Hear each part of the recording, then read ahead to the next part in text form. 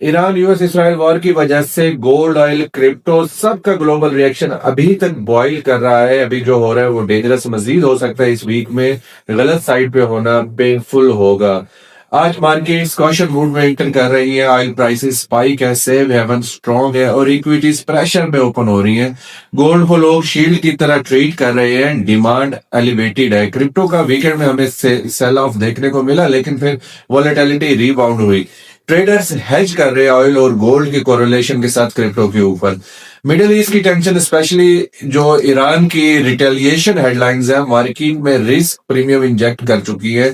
Global oil ऊपर move कर रहा है क्योंकि शिपिंग और सप्लाई रिस्क हेडलाइंस का जो है ना, शिपिंग और सप्लाई रिस्क का हेडलाइन वो डोमिनेट कर रहा है। स्टेट ऑफ हॉर्मज से गुजरता जो ऑलमोस्ट 20% ग्लोबल सप्लाई है, ये फियर हेडलाइन बन गया है।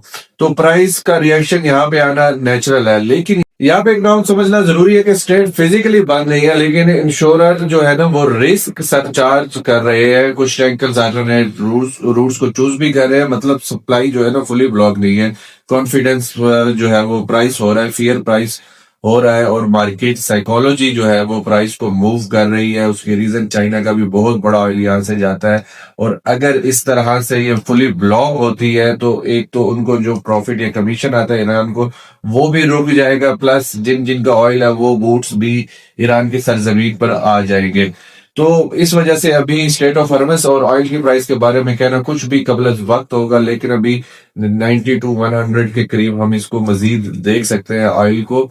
और बुलिश रोटेशन सिनेरियो इसमें यह है कि अगर टेंशन कूल होती है, गोल्ड स्टेबल रह सकता है, ऑयल रिट्रेस या फिर स्टॉल कर सकता है और रिस्क एसेट इंक्लूडिंग जिसमें हमारे क्रिप्टो आते हैं वो अच्छी रिलीफ रैली देंगे।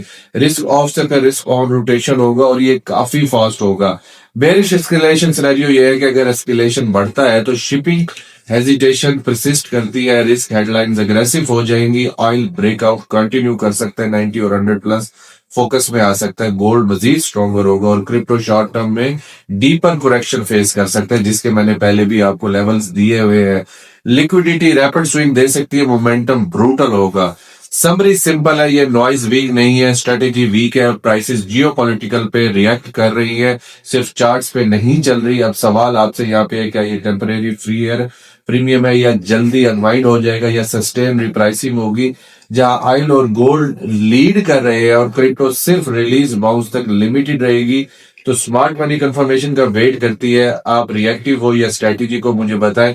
बाकी ये जियोपॉलिटिकल न्यूज के हवाले से अपडेट थी, किसी किस्म का कोई फाइनेंशियल एडवाइस या किसी भी साइट को लेना नहीं था।